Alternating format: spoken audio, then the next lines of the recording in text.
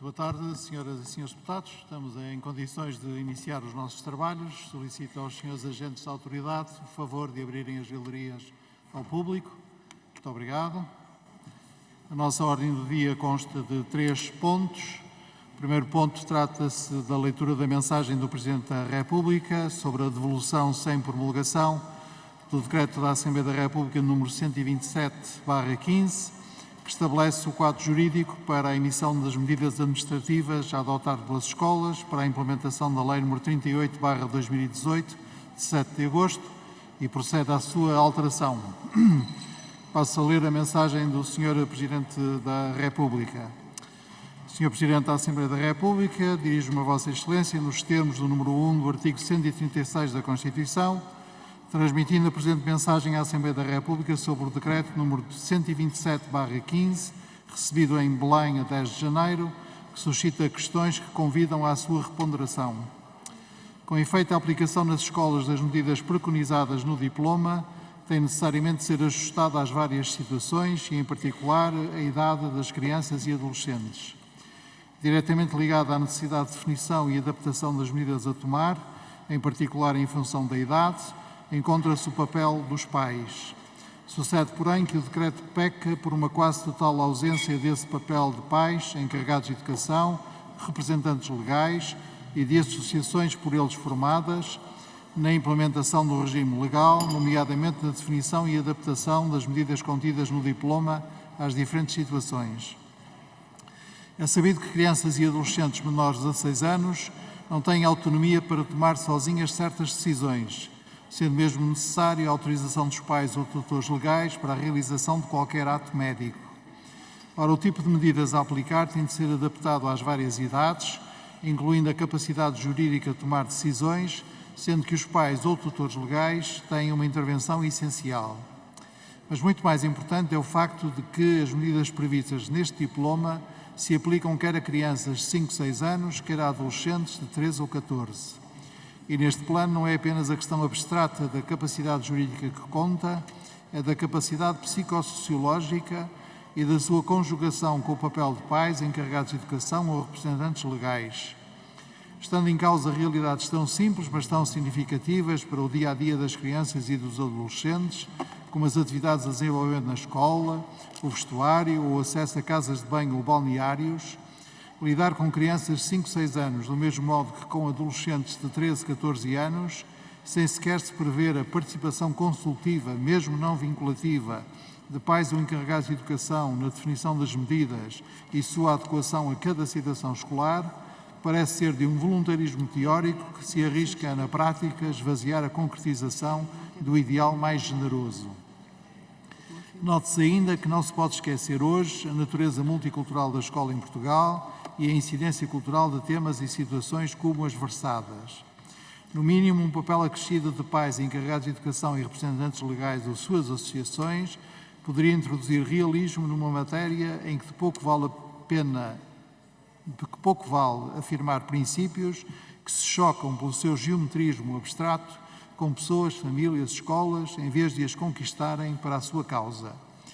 Nestes termos, decidi devolver à Assembleia da República sem promulgação, nos termos do artigo 136, número 1 da Constituição, o Decreto número 127/15. Apresento os respeitosos cumprimentos, Presidente da República, Marcelo Rebelo de Sousa.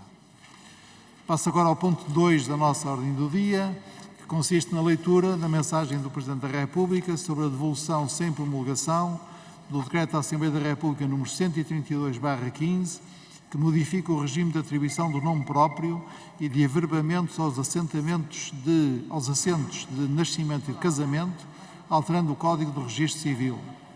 Passo a ler. Sr. Presidente da Assembleia da República, o presente diploma tenta, na sua versão de compromisso, recebida para promulgação, garantir um equilíbrio no respeito do essencial princípio da liberdade das pessoas.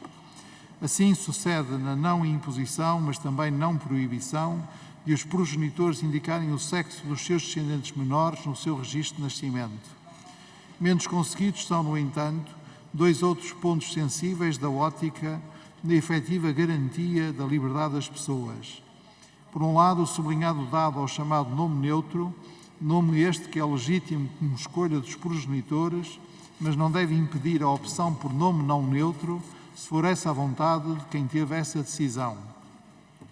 O mesmo se dirá quando o diploma em causa vem permitir que uma pessoa que decida mudar de género possa fazer registar unilateralmente essa alteração em assentos de casamento dessa pessoa ou de nascimento de filhos, nomeadamente menores, sem que a pessoa com quem foi ou é casada seja consultada ou sequer informada, tal como sem que o outro progenitor ou o filho maior se possam pronunciar ou ser informados.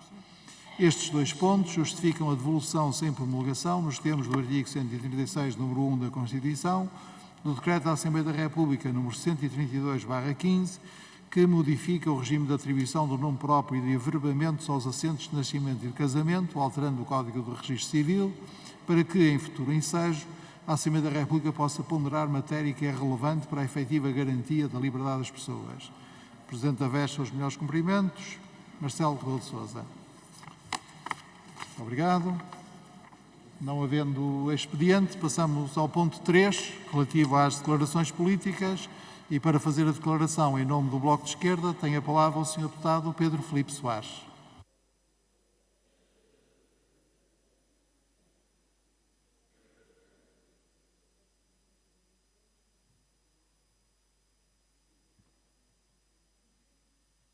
Sr. Presidente, senhoras e senhores deputados, tremendo aumento era a forma como a comunicação social ainda há dias falava dos lucros da banca. Tremendo aumento. E basta ver, por exemplo, os maiores bancos portugueses, os principais já apresentaram as suas contas de 2023, para perceber o que significa na prática este tremendo aumento. O Santander Tota teve um lucro de 1.030 milhões de euros em 2023. Um aumento de 70% dos seus lucros face ao ano anterior, que já tinha sido bom. O Novo Banco teve um lucro de 743 milhões de euros em 2023. Um aumento de 83% face ao ano anterior. O BPI teve um aumento de 524 milhões de euros dos seus lucros, um aumento de 42% face ao ano anterior. São 3 dos 5 maiores bancos, faltam 2 apresentar ainda as suas contas de 2023, mas os indícios demonstram que vão todos no mesmo caminho. A Caixa Geral de Depósitos, nos últimos números conhecidos que vão até setembro do ano passado, já apresentavam um lucro de 987 milhões de euros. E o BCP, no mesmo período, até setembro do ano passado, apresentava um lucro de 651 milhões de euros. Prevê-se, portanto, que, resultado da atividade de 2023, a banca portuguesa apresente mais de 5 mil milhões de euros de lucros, cerca de 2% do PIB nacional, isto é, 2% da riqueza nacional de 2023. E podemos perguntar, mas houve alguma inovação que represente esta dinâmica, estes lucros tão extraordinários? Houve algum aumento de eficiência que explique porque é que agora começaram a ganhar tanto os bancos do nosso país? Alguma ideia criativa que justifique porque é que eles, merecidamente, têm direito a estes lucros? Não, nada disso. E até a sua responsabilidade social ficou mais diminuta, porque ao longo do ano 2023, o ano dos lucros extraordinários da banca, cortaram centenas de postos de trabalho estes grandes bancos. Então qual é a explicação para estes números? Como é que estes bancos lucraram tanto dinheiro? E a explicação é simples, chama-se margem financeira. O que é isto? Para quem não percebe de banca, é uma coisa muito simples. É a diferença entre os juros que cobram pelos empréstimos e os juros que pagam pelos depósitos. E aí nós começamos a perceber. Na verdade, quando a banca portuguesa paga muito menos pelos depósitos que tem do que a banca europeia, está uma parte da equação explicada. A banca portuguesa paga 70%, eu vou repetir, 70% abaixo do que paga a média europeia dos outros bancos dos outros países. Paga menos pelos depósitos. E já agora, e pelos encargos, isto é, pelos empréstimos, em particular os empréstimos à habitação. Já aí, a banca já se faz cobrar mais do que a média europeia. E é por isso que é fácil perceber porque é que subiu tanto em Portugal a prestação do crédito à habitação. Dirão os bancos, a culpa é do Banco Central Europeu, mas dizem as contas que é o abuso, que é a usura da Banca Nacional que faz com que tenha subido 40,5% o pagamento das prestações ao banco. A título de exemplo, um empréstimo de 150 mil euros ao banco por um período de 30 anos teve um aumento no último ano e meio de 265 euros mensais ao banco. E tudo para quê? Para estes lucros extraordinários que a banca está a apresentar. É um abuso, é um insulto ao país e é o bodo dos banqueiros milionários à custa do empobrecimento das famílias que têm dificuldades a pagar o seu crédito de habitação. E a pergunta? E o que tem feito o Estado? O que tem feito o governo português sobre esta matéria? A Caixa Geral de Depósitos, totalmente detida pelo Estado português, é diferente do resto dos bancos? E a resposta é não. É exatamente igual. E aqui prova-se então não só a insensibilidade social da Banca Nacional, mas também a insensibilidade social do governo do Partido Socialista. Não por acaso, PS, Chega, PSD, Iniciativa Liberal, rejeitaram a proposta do Bloco de Esquerda para taxar estes lucros extraordinários da banca e direcionar o resultado dessa taxação para ajudar os créditos de habitação. Chega, Iniciativa Liberal, PSD e PS juntaram-se para defender os banqueiros, juntaram-se para defender os lucros feitos às custas das famílias portuguesas. Mas hoje nós temos uma proposta mais direta, mais simples. E é essa que fazemos o repto para ver quem é que se chega à frente para defender as pessoas e para atacar a banca. Ontem, Mariana Mortágua fez uma proposta direta ao líder do PSD, Luís Montenegro. Disse ela, se nós usarmos a margem que a Caixa Geral de Depósitos tem para baixar a taxa de juros cobrada em 1,5 pontos percentuais, um crédito de 650 mil euros a 30 anos poderá ter uma redução de encargos de 1.600 euros por ano. Isto é, baixar as contas das famílias, permitindo uma poupança no pagamento ao banco de 1.600 euros por ano. Permitiria que as pessoas também pudessem mudar para a Caixa, caso os outros bancos não fizessem as mesmas condições. E o que é que disse o PSD? Isso vai colocar em causa a atividade bancária.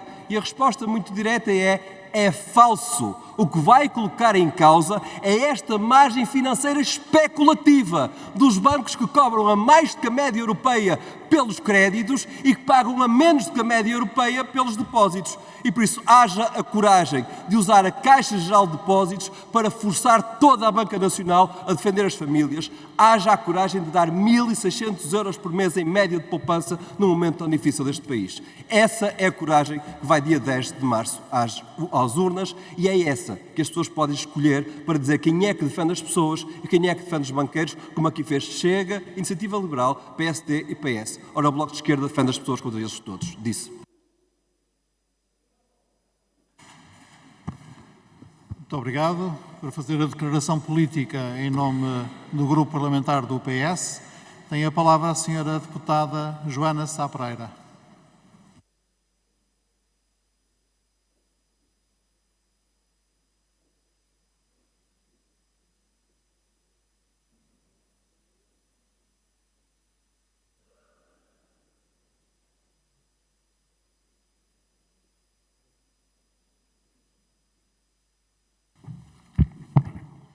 Senhor Presidente, senhoras e senhores deputados, este ano celebramos os 50 anos da conquista da liberdade e da democracia. Uma das conquistas de Abril é a liberdade de expressão e de manifestação. Qualquer cidadão descontente com opções do Estado tem o direito de manifestar publicamente o seu descontentamento. Mas outra das conquistas de Abril é o Estado de Direito e a sujeição de todos à lei. As leis aprovadas por esta Assembleia da República vinculam-nos a todos. Por isso, os direitos de manifestação devem ser exercidos de acordo com a lei. Construímos coletivamente um país assente no respeito e solidariedade pelo outro, onde os problemas de uns são os problemas de todos e onde sabemos que coletivamente temos mais força para enfrentar os desafios e os problemas. Portugal é hoje o 7º país mais pacífico do mundo em 163 países. Em 2014, o nosso país ocupava o 18º lugar. É o resultado de anos de construção de uma sociedade assente no respeito mútuo e na compreensão recíproca. Sabemos que para a nossa comunidade ser forte e coesa, precisa que cada um de nós se sinta respeitado e reconhecido. É isso que temos procurado fazer desde 2015, respeitando os inspectores da PJ, os agentes da PSP e os militares da GNR. Respeitando os agentes da PSP e os militares da GNR, aumentou-se entre 2015 e 2024 o orçamento das remunerações em mais de 426 milhões de euros. E vou dar 2 exemplos. Primeiro exemplo, um guarda em início de carreira, em 2015, tinha um salário bruto de 1.117 euros. Em 2024, aufere 1.453 euros, um aumento de mais de 275 euros. Um agente em início de carreira, em 2015, tinha um salário bruto de cerca de 1.192 euros. Em 2024, aufere 1.457 euros, um aumento de mais de 275 euros.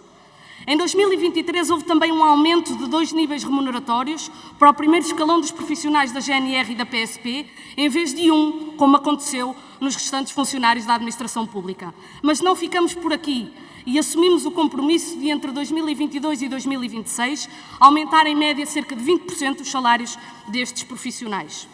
Só no ano passado registou-se a promoção de 2.000 elementos da PSP e da GNR, a que acresce o investimento em infraestruturas e equipamentos e a aquisição de casas para os efetivos deslocados, obras de reabilitação, construção de novas respostas habitacionais para estes profissionais, cujo investimento executado já ascende a mais de 6 milhões de euros. Mas respeitamos também os inspectores da PJ. Cumpriu-se agora aquilo que já estava previsto na Lei Orgânica da Polícia Judiciária há 23 anos. Há 23 anos que a lei impunha a definição e a regulamentação em diploma próprio da graduação do suplemento de risco para os inspectores da PJ. Como todos sabemos, a carreira de investigação criminal da Polícia Judiciária é de elevado grau de complexidade funcional, com requisitos de acesso específicos e exigentes.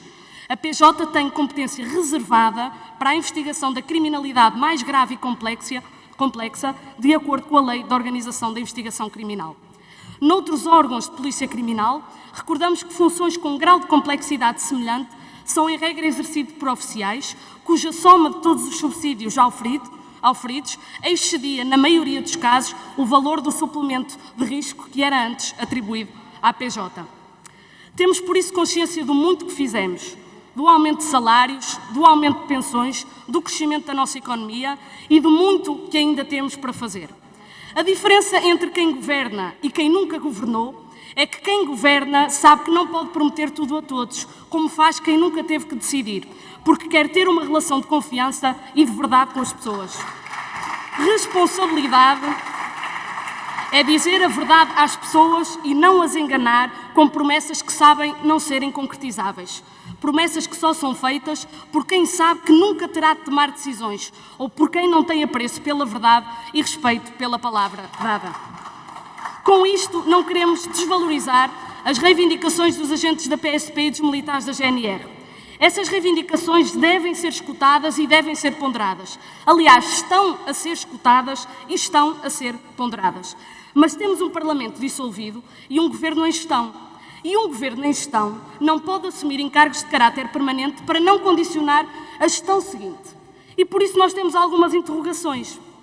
De que serve ameaçar e condicionar num momento histórico em que não se pode decidir aquilo que se pretende que seja decidido? A cerca de um mês de eleições legislativas com um Parlamento dissolvido e um Governo em gestão. A quem serve a disseminação de uma imagem de desordem social e caos nas ruas neste exato momento? Estamos certos, mas estamos mesmo, que a larguíssima maioria dos agentes da PSP e dos militares da GNR o que quer é defender os seus direitos, mas com respeito pela lei. E por isso deixamos aqui um apelo a todos eles, para que não se deixem instrumentalizar, para que defendam os seus direitos no tempo certo e com respeito pela Constituição e pela lei. A mesma Constituição e a mesma lei que defendem todos os dias no exercício das suas nobres missões. A estratégia de instrumentalização das forças de segurança é conhecida e o guião foi seguido à linha nos Estados Unidos e no Brasil, como alguém recordava. Criar e semear o caos para a seguir exigir a ordem. Servem-se destes profissionais para aproveitamento exclusivamente político e para impor um outro modelo de país que semeia o medo e cultiva o uso da força para apaziguamento social. E por isso, não, senhores deputados, nós não podemos permitir que as agendas de alguns ponham em causa o brio e o profissionalismo de tantos. As forças de segurança merecem o nosso mais profundo respeito. Uma coisa é o direito legítimo à manifestação, outra coisa são comportamentos que atentam contra valores constitucionais e contra deveres essenciais das forças de segurança. E em democracia há linhas que não podem nunca ser ultrapassadas e qualquer democrata se deve sobressaltar quando alguns atentam contra a realização da democracia. Para terminar, Sr. Presidente, num Portugal inteiro todos são valorizados e respeitados. Queremos continuar este caminho de valorização sustentada de todas as carreiras da administração pública que começámos em 2015, de respeito pelas forças de segurança. E estamos disponíveis para negociar e ouvir as preocupações das entidades representativas destes profissionais. Como escreveu Manuel Alegre, nas nossas mãos começa a liberdade. Com essas mãos celebraremos Abril e a democracia. Muito obrigada.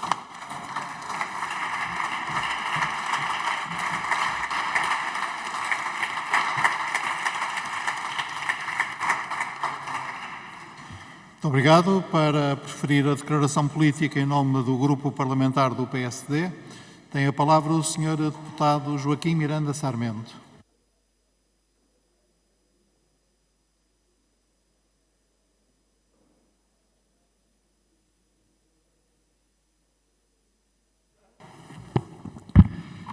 Muito obrigado, Sr. Presidente, Senhoras e Srs. Deputados. Há 2 dias, o Secretário-Geral do Partido Socialista, num debate das eleições legislativas, a certa altura disse, com uma certa altivez e arrogância sobre o Estado e os serviços públicos, mas o que é que não funciona? Uma expressão que só pode resultar de um total alheamento da realidade e de um eleitoralismo fácil. Podíamos elencar o muito que em Portugal, depois de 8 anos de governo do PS, não funciona ou funciona pessimamente. E não são apenas estes últimos 8 anos. Nos últimos 28 anos, o Partido Socialista governou 21 e o PSD governou 7, mas sempre em emergência financeira, deixada em 2002 por António Guterres e em 2011 por José Sócrates. Da saúde à educação, bem como nos transportes, justiça, defesa, os serviços públicos em geral estão em colapso. Apesar de os portugueses pagarem cada vez mais impostos, taxas e taxinhas. Impostos máximos para serviços mínimos, o empobrecimento, a marca do governo de António Costa e de Pedro Nuno Santos. Quase podíamos dizer à pergunta, mas o que é que não funciona? É que se há algo que funciona, é a voragem do governo socialista em cobrar impostos às famílias e às empresas.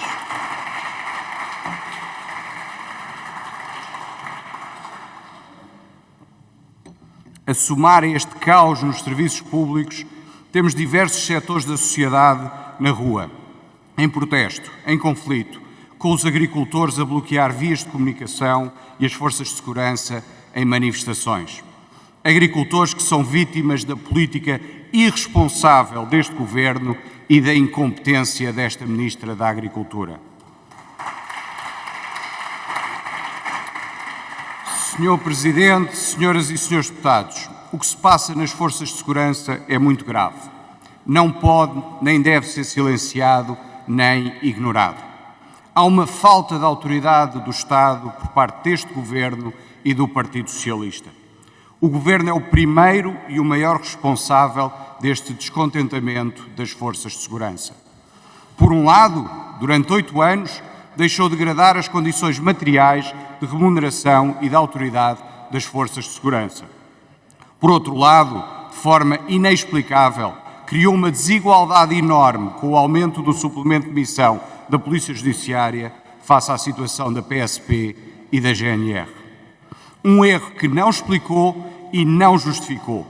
E sim, o Primeiro-Ministro tem ainda de dar explicações do porquê deste tratamento diferenciado. Uma decisão que nem pelo Conselho de Ministros passou. E se António Costa não esclarece o porquê desta decisão, terá então de ser Pedro Nuno Santos, como Secretário-Geral do Partido Socialista, do partido que suporta ainda este Governo, a esclarecer esta medida. Mais uma postura de arrogância, de silêncio e de indiferença do Partido Socialista. Senhor Presidente, Senhoras e Senhores Deputados, a reação dos agentes das forças de segurança à desigualdade é legítima. Mas este erro imperdoável do Governo não dá o direito aos agentes das forças de segurança violarem a lei, de criarem indisciplina e de provocarem um sentimento de insegurança na população. Muito menos é admissível fazer ameaças de boicote às eleições de 10 de março. Num Estado de Direito, ninguém está acima da lei. Todos cumprimos a lei e, sobretudo, aqueles que impõem o cumprimento da lei têm de ser os primeiros a mostrar que a cumprem.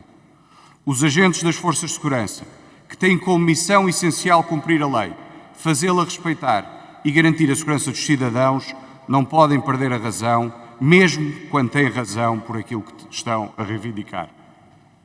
Não pode haver ameaças e tem de haver bom senso. Senhor Presidente, senhoras e senhores deputados, também não pode haver forças políticas extremistas e populistas envolvidas nesta insatisfação das forças de segurança, promovendo o caos e a demagogia. A segurança dos cidadãos é demasiado importante para que se brinque com o fogo. O Governo e o Partido Socialista mostraram nesta matéria, mais uma vez, a sua matriz de governação.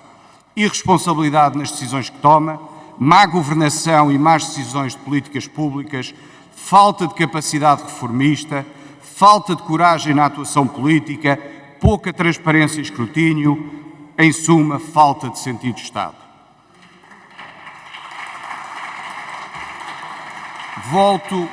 Volto à pergunta de Pedro Nuno Santos. Mas o que é que não funciona? Muita coisa. Mas, em primeiro lugar, o Governo Socialista, de que ele fez parte e é hoje o principal rosto e quer dar continuidade. Se o Primeiro-Ministro e o Governo já nada mandam, os portugueses saberão escolher um novo rumo para Portugal. Saibamos recuperar a autoridade do Estado, dar condições às forças de segurança e garantir aos portugueses a segurança das pessoas e dos bens.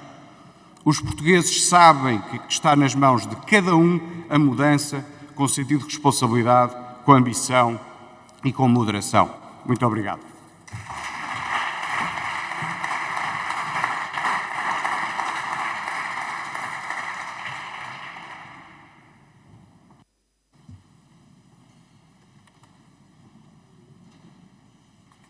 Muito obrigado.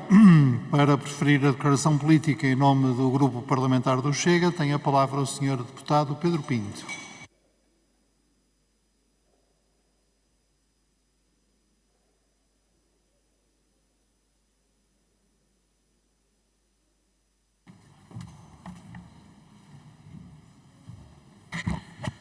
Senhor Presidente, senhoras e senhores deputados, esta deverá ser a última comissão permanente antes das eleições do próximo dia 10 de março. É importante recordarmos porque chegámos aqui. Tivemos um governo socialista com maioria absoluta, mas que nunca foi um governo credível. Casos e casinhos, trapalhadas atrás de trapalhadas, com ministros e secretários de Estado a saírem, muitos envoltos em casos de corrupção, como foi o caso do ex-secretário de Estado Miguel Alves, que fez desaparecer, como por magia, 300 mil euros da Câmara Municipal de Caminha. Via-se que era um governo a prazo, debilitado, que nunca deu garantias de estabilidade. E como acabou este governo? Envolto numa polémica de corrupção, com o nome do Primeiro-Ministro envolvido e com o chefe de gabinete com notas dentro dos livros.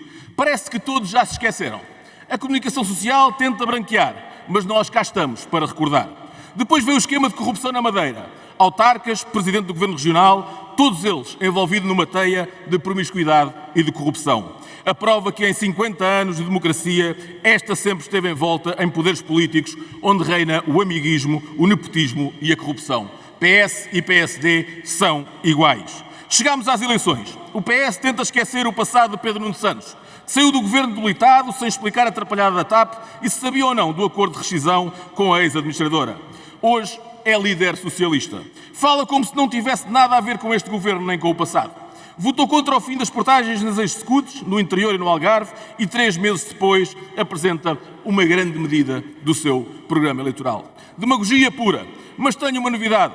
Ninguém acredita nas promessas socialistas. Porque também António Costa disse em 2015 que acabava com as portagens na Via do Infante, mas elas continuam. Num debate televisivo, Pedro Nuno Santos consegue perguntar, sem se rir, o que está mal em Portugal. Meu caro Pedro Nuno Santos, Está mal? Pergunta aos portugueses que vão para a porta dos centros de saúde às 2 e 3 da manhã para conseguirem uma senha para uma consulta. Pergunta a 1.700.000 portugueses que não têm médico de família. Pergunta aos 4 milhões de portugueses que o governo socialista deixou no limiar da pobreza. Pergunta aos portugueses que têm de optar por meter comida na mesa ou combustível para ir trabalhar. Pergunta aos professores deslocados que têm de dormir dentro de carros porque não têm dinheiro para alugar uma casa. Pergunta aos agricultores que investiram e que foram cortados os apoios à produção e aos quais as ajudas da seca ainda não chegaram. Pergunta aos nossos jovens que são obrigados a emigrar para procurar uma vida melhor. Pergunte aos oficiais de justiça que trabalham em condições quase desumanas e sem progressão nas carreiras. Pergunte às forças de segurança maltratadas e esquecidas pelos sucessivos governos. Pergunte aos nossos idosos que trabalharam uma vida toda e agora recebem 200 ou 300 euros. Tantas perguntas que poderíamos fazer, mas Pedro Nuno Santos não conhece o país real. Ser neto do sapateiro não o faz conhecer os portugueses comuns. Aqueles que trabalham, que lutam para sobreviver sem o cartão partidário, mas com vontade de mudar o seu futuro e melhorar o seu país. E em relação às forças de segurança, o PS adotou o discurso da extrema-esquerda. Num momento difícil, no momento em que os homens e mulheres foram saindo à rua para reivindicar os seus direitos, o ministro José Luís Carneiro veio incendiar ainda mais. Falar em movimentos extremistas que se integram nas forças de segurança. Não, Sr. Ministro, não são movimentos extremistas. São profissionais que viram ser atribuído à Polícia Judiciária o suplemento de missão. Justo, como já dissemos, mas teria de ser a todas as forças de segurança.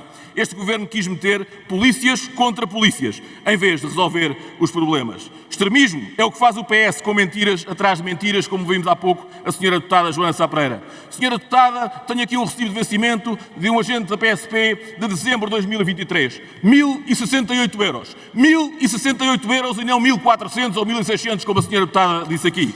Tenho também de um militar da GNR. Também em dezembro de 2023. 962 euros. 962 euros. Digam uma vez por todas a verdade aos portugueses, uma coisa que o Partido Socialista não é capaz. Não deixa de ser curioso. Em Lisboa saíram à rua 15.000 profissionais das forças de segurança. No Porto, 20.000. Mas o governo ficou em silêncio. Eis que um jogo de futebol foi adiado por falta de policiamento. Ai, o futebol. Tocaram no futebol. Podem aumentar impostos e portagens, mas não toquem no futebol. Os polícias são extremistas. Já viram? Faltaram a um jogo de futebol. Se não fosse tão sério, daria para rir. José Luís Carneiro veio acusar os polícias de atos de indisciplina e insubordinação. Ou seja, o fogo estava a começar a arder e o ministro atirou mais achas para a fogueira. Depois ainda veio António Costa dizer que seria um grande ato de traição e grave traição à nossa democracia caso faltassem às eleições. Ato de traição à democracia é o que tem feito o Partido Socialista durante estes últimos anos. Nunca vi a indignação do ministro José Luís Carneiro e António Costa quando os polícias são agredidos diariamente ou quando são recebidos a tiro por minorias ou em bairros onde não podem entrar. Aí não houve traição nem extremismo. Hoje mesmo sai a notícia que muitos polícias serão suspensos, investigados, como se de criminosos se tratassem. Que país é este? Onde os criminosos são tratados como os príncipes das nossas prisões por causa da dignidade humana. Mas ninguém se preocupa com a dignidade humana das forças de segurança. O que não houve neste governo foi vergonha na cara para resolver o problema das nossas forças de segurança, dos nossos bombeiros, dos oficiais de justiça, dos médicos e enfermeiros ou dos professores. Portugal tem de mudar e vai mudar a 10 de março. A esquerda vai ser absorvida pelo extremismo do novo PS e a direita terá de ser forte. Os Açores deram um sinal. Só o Chega cresceu. Só o Chega é fundamental para um governo de direita. A ele está condenada à irrelevância. Quer deitar-se com todos, mas não tem poder para tal. Diz que não tem nada a ver com quem salvou a banca. Meu caro Rui Rocha, quem salvou a banca foram os contribuintes. E está na altura da banca ajudar quem precisa. É essa insensibilidade social que faz a IEL ser irrelevante porque não conhece o país real. A Luís Montenegro e ao PSD as coisas também não correm bem. Foi à Madeira e Miguel Albuquerque não venceu com maioria absoluta, sendo agora envolvido num escândalo vergonhoso de corrupção, com Montenegro a manter a confiança política em alguém que já não era de confiança. Foi aos Açores e Bolieiro não ganhou com maioria absoluta, precisando do Chega para governar ou então entregar-se ao Partido Socialista. Depois viu o CDS, seu parceiro de coligação, dizer que viabiliza um governo do PS caso o PS ganhe. E, por fim, desapareceu com o líder do PPM, não o convidando para a apresentação do programa eleitoral. O povo já percebeu e a 10 de março vai votar no Chega. Nas sondagens já ultrapassámos os 20%. Somos aqueles que conhecem o país real. Somos a voz dos trabalhadores, dos jovens que querem um futuro no nosso país. Somos os portugueses comuns. E termino, Sr. Presidente, hoje que deve ser a minha última intervenção nesta sessão legislativa, a dirigir-me a si. Lamento que o senhor não tenha sido um presidente à altura da democracia que devia imperar nesta casa. Não foi isento, não foi imparcial como deveria ter sido. Cortou a palavra a vários deputados do Chega quando não o devia ter feito e não utilizou o mesmo critério com outras bancadas. Nunca despiu a camisola socialista e vestiu a camisola de líder parlamentar do PS, para além de ter deputados protegidos e que sistematicamente dobraram o seu tempo de intervenção. Lamento, mas não podemos andar com cravos ao peito a falar de democracia e dos 50 anos de Abril, quando depois pensamos que a liberdade é apenas de alguns. Lamento também que, pela primeira vez na história, esta Casa não tenha permitido a eleição de um vice-presidente da Assembleia da República do terceiro partido mais votado pelos portugueses. Foi uma falta de respeito não ao Chega, mas aos 400 mil portugueses que nos confiaram o seu voto. As linhas vermelhas, meus amigos, não foram a nós, mas sim aos portugueses. E são eles que no próximo dia 10 de março darão essa resposta. Disse.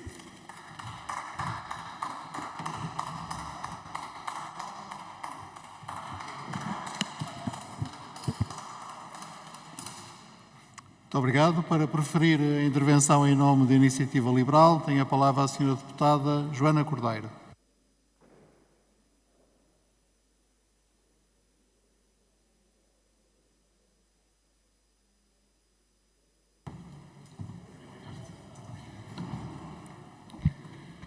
Senhor Presidente, senhoras e senhores deputados, por um Portugal com futuro, na Iniciativa Liberal queremos pôr Portugal a crescer, Portugal a funcionar e Portugal mais liberal. Queremos desbloquear o potencial do país com medidas que simplifiquem a vida das pessoas, que descentralizem o poder e que contribuam para desburocratizar a economia e o Estado. Ao mesmo tempo, queremos aumentar a liberdade de escolha para que a competitividade dê aos portugueses melhores serviços públicos com maior qualidade e a menor custo. Para Portugal crescer, o Estado tem de deixar o mercado funcionar e cumprir com toda a competência o seu papel de regulador.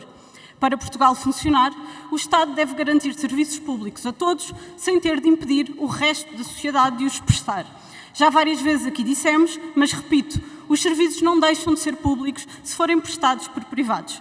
Para um Portugal mais liberal, o Estado tem de prestar com qualidade e eficiência as funções de soberania, assegurar o regular funcionamento das instituições com informação, transparência e escrutínio. Mas o que é que não funciona? Perguntou Pedro Nuno Santos. O descalabro está à vista. Os serviços públicos estão em colapso. E Pedro Nuno Santos pergunta o que é que não funciona. Na saúde, temos hoje mais de 1.700.000 pessoas sem médico de família. Temos hoje pessoas, de madrugada, à porta dos centros de saúde para conseguir uma senha para uma consulta. Temos hoje grávidas que não sabem onde é que vão ter os seus filhos. E Pedro Nuno Santos pergunta o que é que não funciona. Na educação, temos escolas sem professores e sem condições, temos aprendizagens atrasadas, temos creches gratuitas, mas sem vagas. E Pedro Nuno Santos pergunta o que é que não funciona. Na habitação, constroem-se muito menos casas e falhou a promessa de todas as pessoas terem uma habitação digna em 2024. E Pedro Nuno Santos pergunta o que é que não funciona. E a promessa de reter talento em Portugal, impedindo a geração mais bem preparada de sempre de sair para o estrangeiro. Hoje, 30% dos jovens nascidos em Portugal vivem fora do país. 1 em cada 3. E a promessa de diminuir a carga fiscal, pois tem aumentado sempre. E Portugal é hoje o 4º país da União Europeia onde o esforço fiscal dos contribuintes é maior. Nunca se gastou tanto para serviços públicos tão maus. E Pedro Nuno Santos pergunta o que é que não funciona. Todas as semanas há profissionais na rua em protesto. São agricultores, polícias, bombeiros, médicos, enfermeiros, professores. E Pedro Nuno Santos pergunta o que é que não funciona. Como se o Partido Socialista não tivesse estado no poder durante 21 dos últimos 28 anos. Como se o Partido Socialista, nos últimos 2 anos, não tivesse tido uma maioria absoluta na Assembleia da República, que afinal não serviu para nada. Mais 2 anos de tempo perdido para todos nós. Mais 2 anos a marcar passo. Mais 2 anos a empurrar todos os problemas com a barriga, que é uma espécie de identidade de António Costa, o governante que fugiu sempre de todas as reformas. Quanto mais o país precisava delas, mais António Costa deixava claro que não queria fazer nenhuma e, por isso, deixou um país estagnado. Um país adiado, onde existe cada vez mais gente a perder a esperança. Os que vierem depois, que resolvam os problemas. E tantos há por resolver. O que é que não funciona? Perguntou Pedro Nuno Santos. Pois a pergunta devia ser ao contrário. O que Pedro Nuno Santos devia ter perguntado é, afinal, o que é que o Partido Socialista pôs a funcionar? Porque era mais fácil encontrar a resposta. Nada. Falemos das áreas que Pedro Nuno Santos tutelou. Na habitação, já aqui referi, foi um falhanço total. Na questão do aeroporto, foram tantas as atrapalhadas que acabou desautorizado pelo Primeiro-Ministro. Na gestão da TAP, com o futuro da empresa ainda incerto e após o Governo já ter defendido tudo e o seu contrário, a única certeza que existe é que foram gastos 3.200 milhões de euros dos contribuintes sem qualquer perspectiva de retorno desse valor. Na ferrovia, sejamos justos, Pedro Nuno Santos pode mostrar trabalho. Quando deixou as funções de ministro, a rede ferroviária tinha mais 1 quilómetro do que quando entrou. Mais uma prova bastante emblemática que o Partido Socialista deixa o país estagnado. Por isso, sim, é preciso mudar. Sim, precisamos de recuperar o tempo perdido. E é para isso que trabalhamos na Iniciativa Liberal. Queremos um país em que o crescimento económico seja uma realidade. Queremos um país com menos impostos e com mais dinheiro no bolso dos portugueses e com maior liquidez nas empresas para que possam fazer investimentos e criar empregos. Queremos um país com menos burocracia, em que seja mais fácil abrir um negócio, construir uma casa ou ter uma iniciativa em tantas outras áreas. Um país com uma maior simplificação de processos, com uma justiça eficiente e com capacidade para atrair capital estrangeiro. Um país em que o Estado faz parte da solução e não do problema. Enquanto outros falam do salário mínimo, nós apontamos para o salário médio e queremos que na próxima legislatura os portugueses tenham um salário líquido médio de 1.500 euros. Na saúde, queremos mais escolha e menos espera. Defendemos um novo sistema de saúde que integra o público e o privado, queremos um programa de redução de listas de espera e garantimos um médico de família a todos, com prioridade para as grávidas, para as crianças e para os idosos. Na educação, propomos um programa de emergência para a recuperação das aprendizagens, com recurso a professores já reformados, que poderão acumular o salário e a pensão. Na habitação, prevemos 250 mil casas novas, construídas ou prontas a construir, e queremos a redução do IVA da construção para a taxa mínima. A habitação é um bem essencial e, portanto, não pode ser tributada como um bem de luxo. Na Justiça, propomos uma redução drástica dos tempos médios das decisões em primeira instância nos tribunais administrativos, através do recurso crescente à arbitragem. E estes são apenas alguns exemplos das propostas que a Iniciativa Liberal defende. A Iniciativa Liberal recusa-se a acreditar que Portugal está condenado à estagnação e à mediocridade. E os portugueses também não têm de se conformar. Os portugueses merecem voltar a ter esperança e há esperança se Portugal escolher um caminho mais liberal. Por um Portugal com futuro, a solução é a Iniciativa Liberal.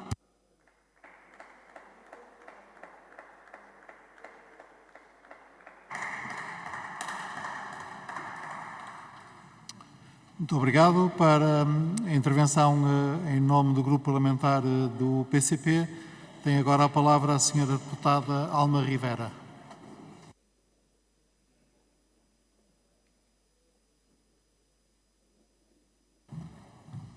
Senhor Presidente, senhores deputados, este país precisa mesmo de mudar de política.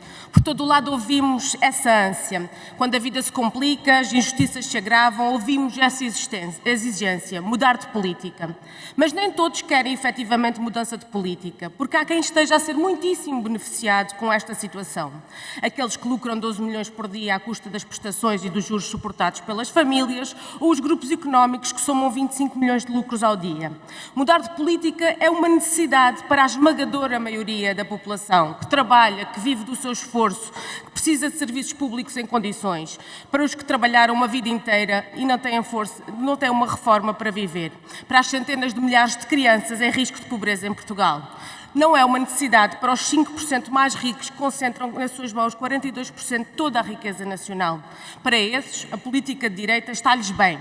Venha de onde vier, de um PS sem empecilhos, como lhe chamou um dos seus deputados, ou pela mão do PSD, CDS, Iniciativa Liberal ou Chega. Desde que continue tudo na mesma. E tudo deve mudar para que tudo fique como está. Sabem bem os donos disto tudo. E por isso é que começaram a financiar e a promover novos protagonistas para praticar a mesmíssima política de direita. Apostam em novas caras, novos representantes para os seus interesses, tendo a garantia que tudo ficará e tudo se manterá na mesma. O de cima sobe e o de baixo desce. Uma minoria com tudo e uma maioria com quase nada. É isso que explica que nos anos mais difíceis para o povo português sejam anunciados lucros recorde. O país não precisa de mais política de direita cor-de-rosa ou laranja, mais aprumadinha ou mais estridente. O país precisa de um verdadeiro safanão que reponha justiça nas nossas vidas, de mudanças reais, de uma política que resolva os problemas, e isso está nas mãos da maioria das pessoas, que todos os dias lutam por uma vida digna. Os trabalhadores nas empresas e locais de trabalho por todo o país lutam pelo aumento dos seus salários, contra a precariedade e a desregulação dos seus horários, pelos seus direitos. Milhares saem à rua pelo direito a ter um teto, pelo direito básico a ter uma casa para viver. A lei do arrendamento ao serviço da liberalização do mercado faz subir os preços e despeja famílias. O PS podia ter revogado a lei do governo PSD-CDS, mas quis mantê-la. O PS podia ter colocado um travão ao aumento das rendas este ano, como propôs o PCP. Escolheu não o fazer. Ao PS e os partidos à sua direita é mais o que os une do que o que os separa. Também no favorecimento aos bancos, com as taxas de juros a fazer aumentar as prestações em centenas de euros. PS, PSD, Chega e Iniciativa Liberal tiveram a oportunidade de votar a proposta do PCP para sacrificar os lucros, mas preferiram sacrificar as famílias. O Serviço Nacional de Saúde luta para continuar a prestar cuidados condignos à população, enquanto o Governo utiliza metade do orçamento da saúde para entregar aos grupos privados da doença. São 8 mil milhões de euros que faziam falta para dignificar carreiras de médicos, enfermeiros, técnicos e auxiliares, para pagar condignamente. Mas a estratégia é deixar degradar para que ganhe força a privatização da saúde. O que explica, afinal, que o SNS só pague, por exemplo, cerca de 6, 7, 8 euros por hora a um enfermeiro, ao mesmo tempo que estão a ser contratados tarefeiros exatamente para o mesmo serviço por 16 euros a hora. Os agricultores continuam esmagados pela política agrícola comum e pela ditadura da grande distribuição. Não basta pagar o que está em falta, é preciso criar condições para que valha a pena produzir, para que sejam pagos preços justos. Não é a concentrar 80% dos apoios no agronegócio e continuar a subserviência à grande distribuição. Ganham menos os produtores, pagam mais os consumidores, que cada vez trazem menos no saco das compras. As forças de segurança não foram devidamente consideradas durante anos nas suas exigências. Exigências justas, a um salário digno, a um reconhecimento e compensação real do risco a que estão expostos. Ainda no final do ano passado, quando o PCP aqui trouxe o aumento do suplemento de risco, disseram que não havia dinheiro. Mentiram. Há e não é pouco. O Governo inscreveu de um Orçamento de Estado de 2023 para o Orçamento de 2024, benefícios fiscais para os grandes grupos económicos no valor de 1.600 milhões de euros. E aqui importa também questionar, e que todos se questionem, com tantos problemas, com tanta gente a receber poucos, tantos setores profissionais maltratados, entre eles as polícias, porque é que não ouvimos o PSD, a Iniciativa Liberal ou o Chega, nem sequer sussurrar sobre este escândalo? É porque nisto, meus senhores, estão todos juntos, todos do mesmo lado, todos dependentes e todos a servir os mesmos. Aumentaram de novo, em 2024, os preços nas telecomunicações e nos correios. Preços que já eram dos mais elevados na Europa. E aí está a demonstração prática da falácia neoliberal. Setores completamente liberalizados, graças às privatizações do CTT e da PT, obra do PSD, CDS e do PS. Quando o PCP pôs em causa essas opções, uma vez mais, foi o coro da política de direita em uníssono a defender a entrega dos setores estratégicos a grupos económicos, por mais que isso prejudique o serviço prestado e o povo. O país não aguenta mais. Não aguentam também os profissionais da justiça, da educação, os bombeiros, os idosos, os jovens que querem fazer a sua vida neste país. Temos em breve uma oportunidade para mudar não só de caras, mas de política. Muitos já perceberam que para os lucros subirem desta maneira é preciso manter a política de baixos salários. Alguém está a ganhar com isso, mas não são certamente os trabalhadores, a maioria de nós. Muitos já perceberam que destruir os serviços públicos dá jeito a quem os quer privatizar. Muitos já perceberam que a promiscuidade entre o poder económico e o poder político se revela nestas opções que são tomadas. Muitos deixarão de se conformar e travarão combate às injustiças e às desigualdades crescentes entre quem produz a riqueza e quem dela se apropria. E sabem que é necessária outra política que responda aos problemas que persistem e ao agravamento dos déficits estruturais resultantes de décadas de política de direita praticada por todos estes protagonistas. Perante as crescentes incertezas e os desafios de um país cada vez mais submisso a interesses que não são os seus e a modelos económicos que não lhe servem, é tempo de usar o voto como uma arma para defender os valores da justiça e da solidariedade, dar uma mensagem clara de mudança e construí-la de facto, com mais força à CDU.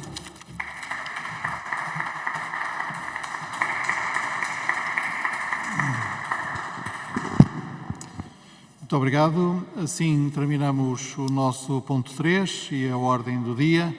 A próxima reunião da Comissão Permanente está agendada para o dia 13 de março, consistindo no debate preparatório do Conselho Europeu de 21 de março.